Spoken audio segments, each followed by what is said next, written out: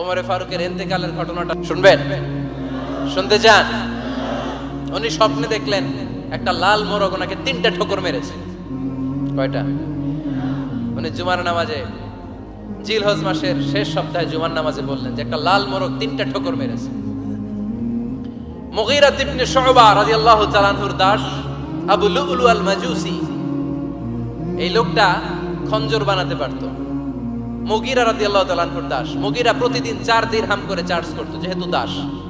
সে এসে বিচার দিল, আমিরুল মুমিনিন, মুগীরা আমার থেকে বেশি টাকা চায়, জুলুম করে। ওমরে ফারুক বললেন, তাই? তুমি কি কাজ জানো? বলে, আমি খঞ্জর বানাতে জানি। বাড়ি কই? পারস্য। আরে তুমি খঞ্জর বানাতে জানলে তো 4 দিরহাম অনেক কম, সে তো আরো বেশি টাকা নেওয়া দরকার ছিল তোমার থেকে। আবু লুলুর এই কথা পছন্দ হয় নাই। সে কয়, ওমর, তুমি সবারে দয়া দেখাও আর আমার ক্ষেত্রে কঠিন নিয়ম বানাইলা, দাঁড়াও, এই নিয়ম তোমারে আমি দেখাবো।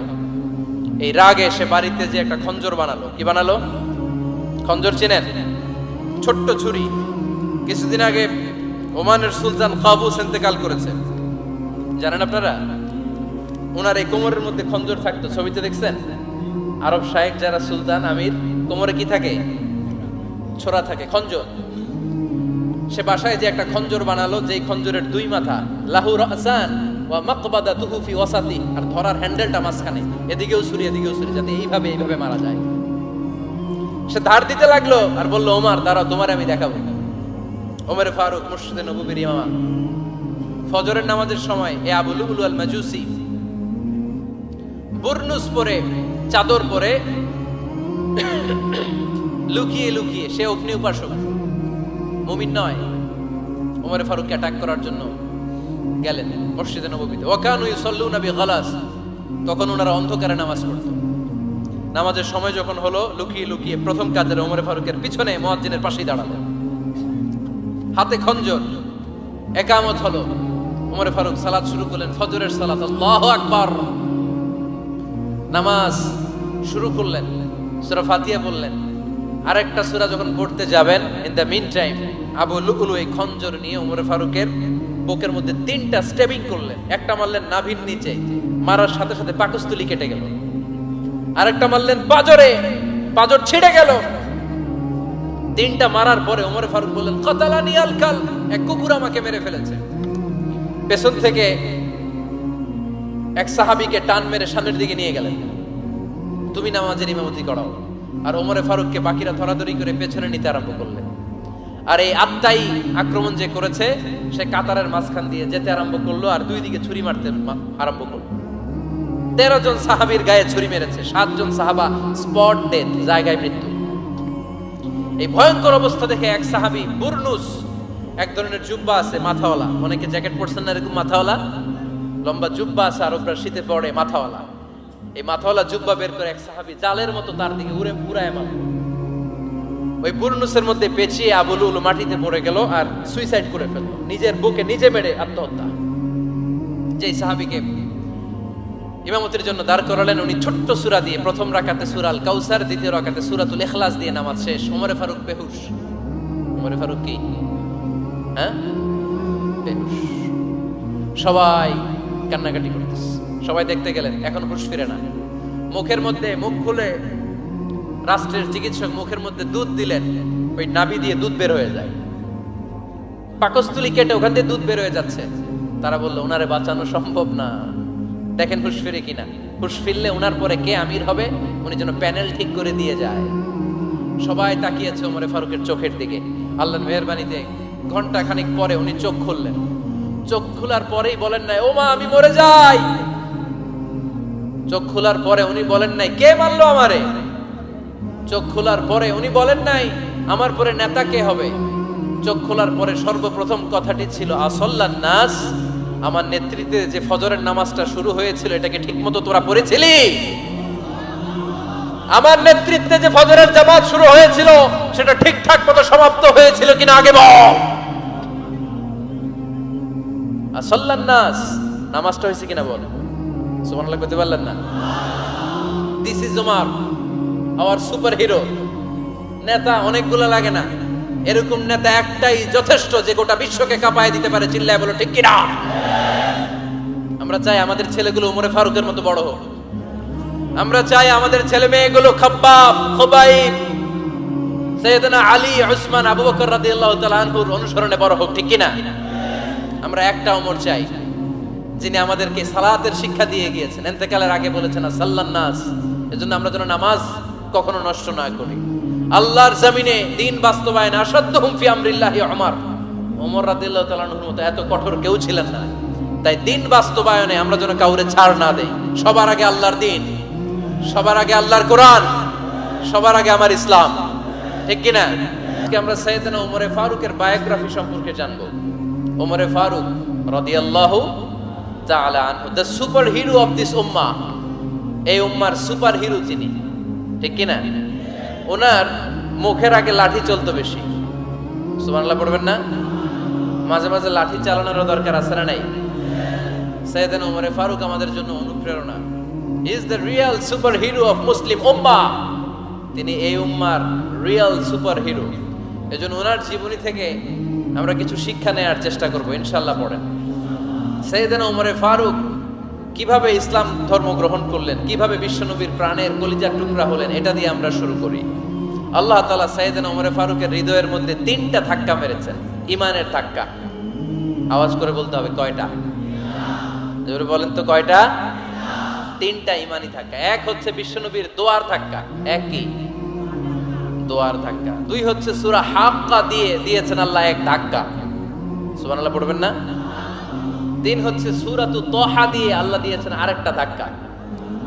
এই 3টা ঈমানি ধাক্কা যখন সাইয়েদনা ওমরে ফারুকের হৃদয়ে লাগলো, উনি পড়তে আরম্ভ করেছেন আশহাদু আল্লা ইলাহা ইল্লাল্লাহ ওয়া আশহাদু আন্না মুহাম্মাদান আবদুহু ওয়া রাসূলুহু। চিল্লায়ে পড়েন আল্লাহু আকবার। বিশ্বনবী মক্কায় বসে বসে তাহাজ্জুদের সালাত পড়ে আল্লাহর কাছে দোয়া করলেন, আল্লাহুম্মা আইজ্জাল ইসলাম বিআহাব্বির রাজুলাইনি ইলাইক। ও আল্লাহ, 2 জন লোকের নাম বলবো, 2 জনের দরকার নেই।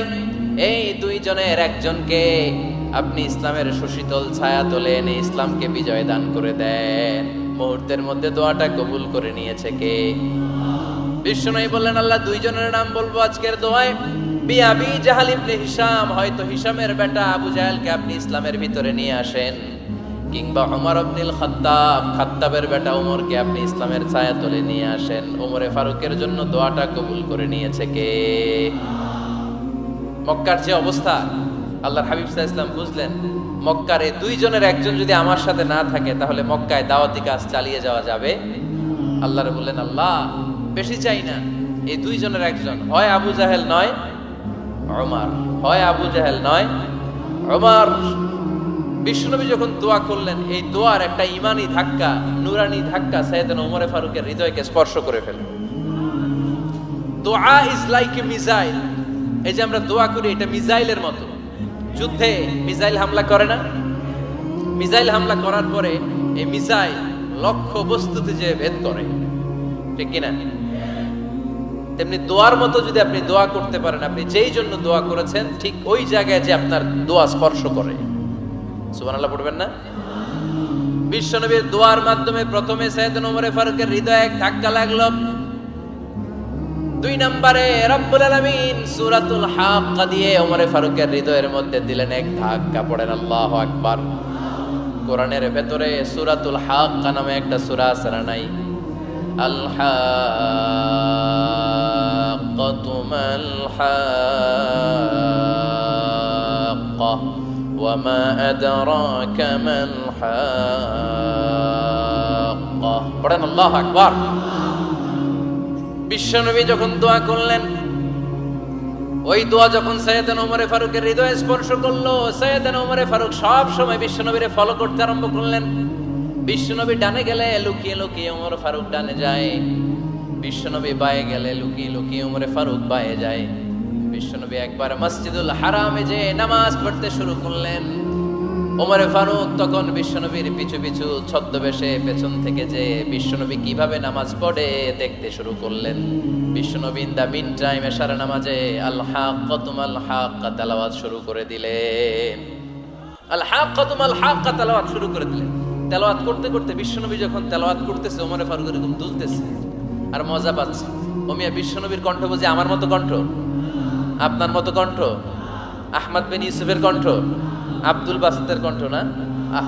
বিশ্ব নবীর গলায় যে কি সুরের ঝংকার আল্লাহ দিয়েছেন, কি সুরের লহরী আল্লাহ দিয়েছেন, একবার যে শুনতো পাগল হয়ে যেত। আল্লাহু আকবার। বিশ্ব নবী সূরা হাক্কা মন্ত্রমুগ্ধ তেলাওয়াতে, মন্ত্রমুগ্ধ সুর দিয়ে, মন্ত্রমুগ্ধ কণ্ঠ দিয়ে তেলাওয়াত করতে লাগলেন। এশার সালাতে ওমরে ফারুক তুলতে লাগলেন। ওমরে ফারুক যত শুনে অবাক হয়ে যায়, যত শুনে অবাক হয়ে যায়, যতই শুনে অবাক। কিরে? কারণ তিনি আরবি ভাষা বুঝতেন। এত সুন্দর শব্দের গাঁথনি, এত প্রাঞ্জল বর্ণনা, এত সুন্দর অন্তমিল, এটা কবিতা না হয়ে পারে না। উনি মনে মনে ভাবলেন এটা মনে হয় কবিতা। It might be poem, it could be poem.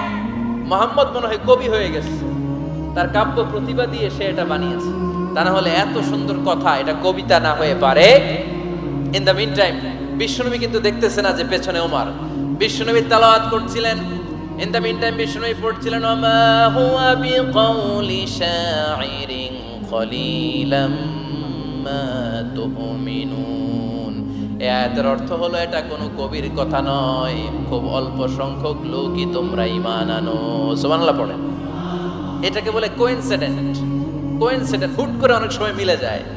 যায় কি যায় না? আপনি একজনের কথা ভাবতেছেন, বাজারে গেলেন, বাজারে যেই দেখেন ওই লোকটা দাঁড়ায় আছে, এরকম হয় কি হয় না?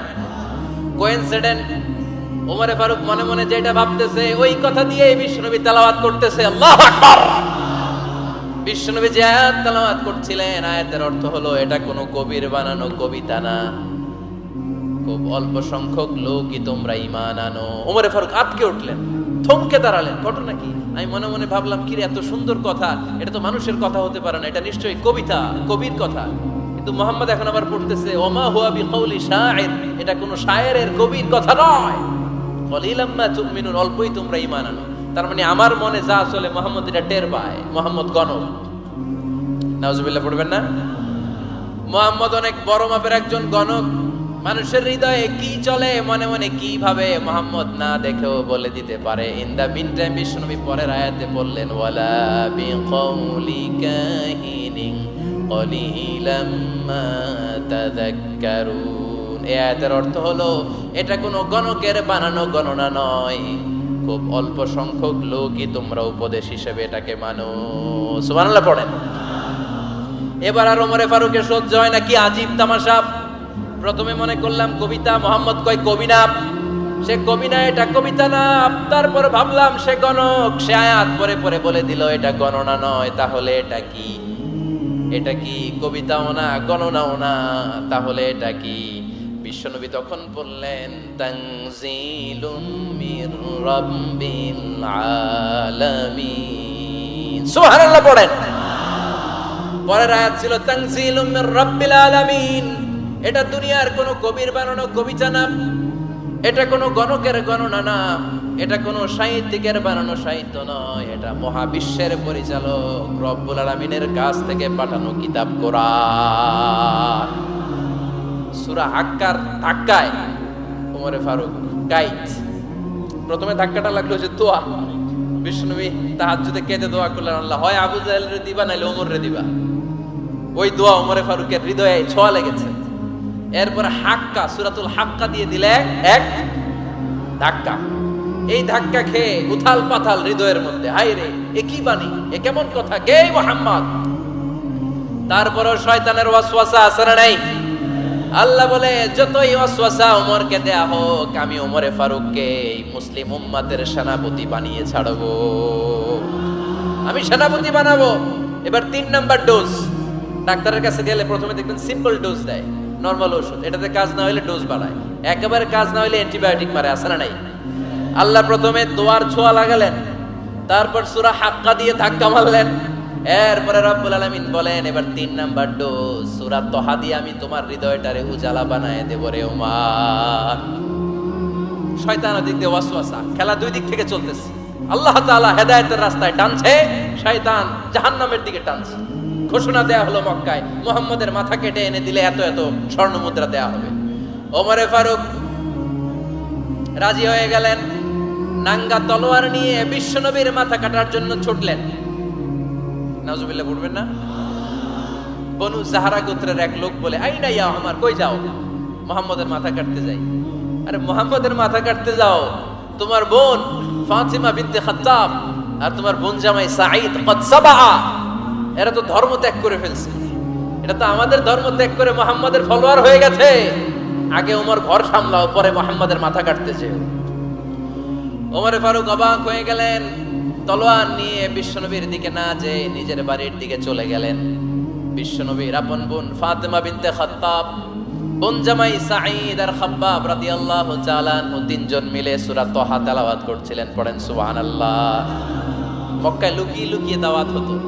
খাব্বাব রাদিয়াল্লাহু তাআলা আনহু একটা চামড়ার ফলকের মধ্যে সূরা তাহার কয়েকটা আয়াত এনে ওমরে ফারুকের বোন আর বোন জামাইকে শিক্ষা দিচ্ছে, ট্রেনিং দিচ্ছে। সুবহানাল্লাহ পড়েন।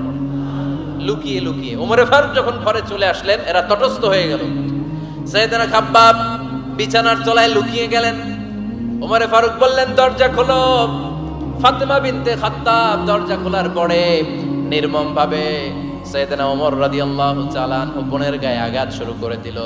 বোন জামাইকে আহত করতে শুরু করলো আর বলতে শুরু করলো, তোরা পাগল হলি কেন? কি আছে ওই মুহাম্মাদের মধ্যে? কি জাদু নিয়ে এসেছে? সে যাই বলে লোকজন পাগল হয়ে যায়, সবাই তার উপর কালিমা পড়ে ঈমান এনে ফেলে। কি এমন জিনিস তোদের কাছে আছে যেটা দেখে মুহাম্মদকে তোরা ভালোবাসলি? কি আছে? কি পড়তেছিলি আমারে দেখা। ফাতেমা বলে, ইন্নাকা রিজসুন লা ইয়ামাসসুহু ইল্লাল মুতাহহারুন। ও আমার ভাই ওমর, তুমি নাপাক। তুমি কি? লা ইয়ামাসসুহু ইল্লাল মুতাহহারুন, পবিত্রতা অর্জন না করে এই কোরআন ধরা যায় না। সুবহানাল্লাহ পড়েন। ওমরে ফারুক গোসল করে আসলেন, কারণ ধাক্কা তো আগে কয়েকটা খাইছে। কথা বুঝেন নাই বোধহয়? প্রথমে দোয়ার ধাক্কা, পরে কোন সূরা দিয়ে ধাক্কা? হাক্কা দিয়ে ধাক্কা। 3 নম্বরে এখন আরেকটা ধাক্কা খাবে। গোসল করে আসলেন। ফাতিমা বিনতে খাত্তাব বললেন, গোসল যখন করে এসেছেন, এই নেন। ওমরে ফারুক এবার চামড়ার কাপড়ের মধ্যে সূরা তাহার প্রথম আয়াতের দিকে নজর করলেন।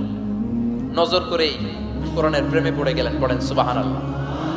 ওমরে ফারুক পড়তে আরম্ভ করলেন, তাহা মা আনজালনা আলাইকাল কুরআনা লিতাশকা ইল্লা তাযকিরাতাল লিমান ইয়াখশা তানজিলাম মিম্মান খালাকাল আরদা ওয়াস সামাওয়াতিল উলা। সুবহানাল্লাহ পড়েন। উনি পড়তে আরম্ভ করলেন, তাহা মা আনজালনা আলাইকাল কুরআনা লিতাশকা, এই কোরআনকে আমি তোমাদের হতভাগ্য জাতি হিসেবে দুনিয়ায় থাকার জন্য পাঠাই নাই। এটা রব্বুল আলামিনের পক্ষ থেকে এসেছে। যারা রবকে ভয় করে তাদের জন্য আছে উপদেশ। যিনি আকাশ বানিয়েছেন, জমিন বানিয়েছেন, ওই আল্লাহ তাআলা নিজেই এই কোরআন পাঠিয়েছেন। আওয়াজ করে পড়তে হবে, আল্লাহু আকবার। উনি খুব ভালো আরবি জানতেন। সূরা তাহা পড়ার পরে আর ধৈর্য ধারণ করতে পারে না। ওমরে ফারুক ছোট্ট বাচ্চার মতো কান্না শুরু করে দিলেন। আল্লাহু আকবার। সূরা তাহাটা হাতে নিয়ে, তলোয়ারটা হাতে নিয়ে বিশ্বনবীর দিকে ছুটতে আরম্ভ করলেন। আইনা মুহাম্মদ, কোথায় মুহাম্মদ? তোমরা আমাকে মুহাম্মাদের কাছে নিয়ে চলো। বিশ্বনবী তখন সাফা পাহাড়ের পাদদেশে দারুল আরকাম ইবনে আলকামের ঘরে লুকিয়ে লুকিয়ে কোরআনের দাওয়াত দিতেন। ওমরে ফারুককে পাগলের মতো ছুটে আসতে দেখে বিশ্বনবীর চাচা হামজা ইবনে আব্দুল মুত্তালিব বলল, নবী আপনি পালান। ওই যে খাত্তাবের বেটা ওমর আপনাকে অপমান করার জন্য, আক্রমণ করার জন্য তেরে এসেছে। সাহাবীরা বললেন, নবী আপনি পালিয়ে যান, আমরা সামাল দেব। বিশ্বনবী বললেন, না আমি পালাবো না, বরং তোমরা সরে যাও। ওমর ইবনে আল খাত্তাবকে আমার দরবার পর্যন্ত আসতে দাও। আমার তো মনে হচ্ছে ওই যে তাহাজ্জুদের নামাজ শেষে চোখের পানি ছেড়ে যে আমি আল্লাহর কাছে দোয়া করেছি, আজকে আমার ওই দোয়াটা কবুল হতে শুরু করেছে। আমার তো মনে হচ্ছে আমার ওই দোয়া কবুল হবে, আসতে দাও। ওমরে ফারুক এসে বললেন, আশহাদু আল্লা ইলাহা ইল্লাল্লাহ ওয়া আশহাদু আন্না মুহাম্মাদান আবদুহু ওয়া রাসূলুহু। আমি সাক্ষ্য দিলাম আল্লাহ ছাড়া কোনো ইলাহা নাই, নিশ্চয়ই আপনি আল্লাহর প্রেরিত বান্দা এবং রাসূল। পড়েন সুবহানাল্লাহ। ওমরে ফারুক যখন কালিমা শাহাদা পড়ে মুসলমান হয়ে বিশ্বনবীর হাতে হাত রাখলেন, মুসলিম সাহাবীদের মধ্যে খুশি আর আনন্দের বন্যা বয়ে গেল। মুসলিম হাতে গোনা সাহাবারা আল্লাহর প্রশংসা করলেন। বিশ্বনবী সাইয়েদনা ওমরে ফারুককে জড়িয়ে ধরলেন। ওমরে ফারুক এবার বিশ্বনবীরে বললেন, নবী গো, আলাসনা আলাল হক, আমরা কি সত্যের উপরে আছি নাকি আমরা ভুলের উপরে আছি? বিশ্বনবী বললেন, বালা নাহনু আলাল হক, আমরাই সত্যের উপরে আছি। সুবহানাল্লাহ পড়েন। আলাসনা আলাল হক, নবী আমরা কি সত্যের উপরে নাই? হ্যাঁ অবশ্যই ওমর, তুমি সত্যের উপরে আছো। ওমরে ফারুক বললেন, তাহলে ফাফিমাল ইখতিফা, তাহলে লুকায় লুকায় আর দাওয়াত দেব কেন? আমি তো কালিমা পড়ে ফেলছি, আসেন আমার সাথে বের হই। ফাফিমাল ইখতিফা, আর লুকায় লুকায় কেন? আসেন আমরা বাইরে বের হই। বিশ্বনবী বললেন, ওমর এটা মাক্কি জীবন, এখানে আমরা একটু গোপনে গোপনে দাওয়াত দিতে চাই। ওমরে ফারুক বলে, না, আমার দায়িত্ব, আমি একটা মিছিল দিতে চাই নবী। আল্লাহর নামের তাকবীর দিতে দিতে দারুল আরকাম থেকে শুরু করে মসজিদুল হারাম পর্যন্ত একটা মিছিল দিয়ে আমি মক্কা কাঁপাইয়া দেব। অনুমতি দেন। বিশ্বনবী দিতে চায় না। ওমর ফারুক অনেক বুঝানোর পরে স্বল্প পরিসরের একটা অনুমোদন পাওয়া গেল বিশ্বনবী সাল্লাল্লাহু আলাইহি ওয়াসাল্লামের কাছ থেকে। কিন্তু মিছিল যে দিবে, মিছিলের জন্য লোকের দরকার আছে না নাই? এখানে লোক নাই, আমি একাই মিছিল দিতেছি। এটা জমবে, মিছিল জমবে। খুঁজে উনি 11 জন মুসলিম সাহাবা পেলেন। কয়জন? ওমরে ফারুক বললেন, 11 জনই সই। এই 11 জন নিয়ে আমি আল্লাহর নামের তাকবীর দিব। 2 লাইন করলেন। কয় লাইন? 2 লাইন। পেছনে 6 জন, আর এই লাইনের নেতা বানালেন বিশ্বনবীর চাচা হামজাকে রাদিয়াল্লাহু তাআলা আনহু। আর সামনে 5 জন, তার আগে দাঁড়ালেন উনি নিজেই। তাহলে 6 6 12। বললেন, এই 2 লাইনে আমরা তাকবীর দিতে দিতে, বেশি না, এই দারুল আরকামের ঘর থেকে, আপনারা জানেন যে সাফা মারওয়া এখন যে সাই হয়, এই সাফার পাদদেশে ছিল দারুল আরকামের ঘর। উনি বলেন, এখান থেকে ওই যে কাবার গিলাফ দেখা যায়, কাবার গিলাফ পর্যন্ত আমরা এই তাকবীর নিয়ে ওখানে যাব। সুবহানাল্লাহ পড়বেন না? ওখানে উনি দাঁড়িয়ে ছোট্ট একটা ভাষণ দিয়েছিলেন। উনি বলেছিলেন, মান আরাদা আন তাসকুলা উম্মু ওয়া ইয়াতামা ওয়ালাদু ওয়া তারমিলা যাওজাতুহু ফালিয়াসুদ্দানি। খেয়াল করে শুনেন, কান দুইটা খরগোশের কানের মতো খাড়া করেন। উনি এক বাক্যের একটা ভাষণ দিলেন। ভাষণ দিতে জানলে বড় ভাষণ দেয়া লাগে না। এক বাক্যের ভাষণ দিয়ে গোটা বিশ্বকে ঝাঁকুনি মারা যায়। চিল্লায় বলো ঠিক কিনা? ওমরে ফারুক এক বাক্যের একটা ছোট্ট ভাষণ দিলেন। মান আরাদা আন তাসকুলা উম্মু, কে আছো মায়ের এই মক্কায়, কে আছো মায়ের বুক খালি করতে চাও?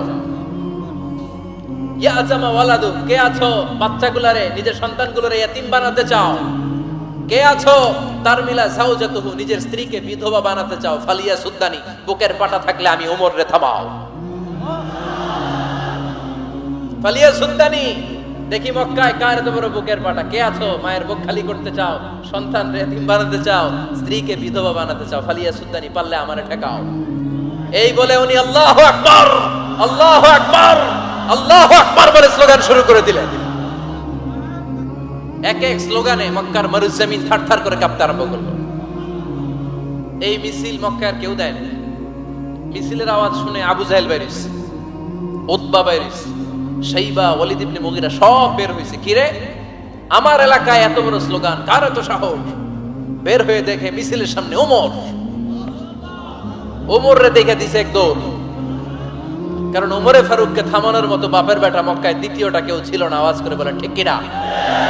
ওমরে ফারুক আল্লাহু আকবার, আল্লাহু আকবার বলে স্লোগান দিতে দিতে মসজিদুল হারামের ভেতরে ঢুকে গেল। কাবার গিলাফ ধরার পরে সেদিন মিছিল থেমেছে।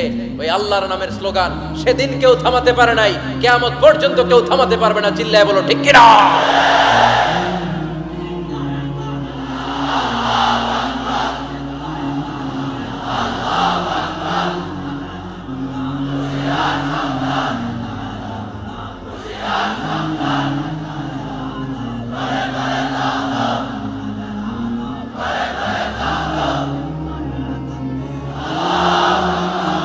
ওইরকম একটা ওমরের দরকার, আমাদের বেশি চাই না। জোরে বলেন ঠিক কিনা? দাও খোদা দাও আমায় আবার ওমর দারাজ দিল, দাও খোদা দাও আমায় আবার ওমর দারাজ দিল, দাও আলীর মতো বীর সেনানি, আলীর মতো বীর সেনানি জাগাতে নিখিল, দাও খোদা দাও আমায় আবার উমর দারাজ দিল। সুবহানাল্লাহ পড়েন।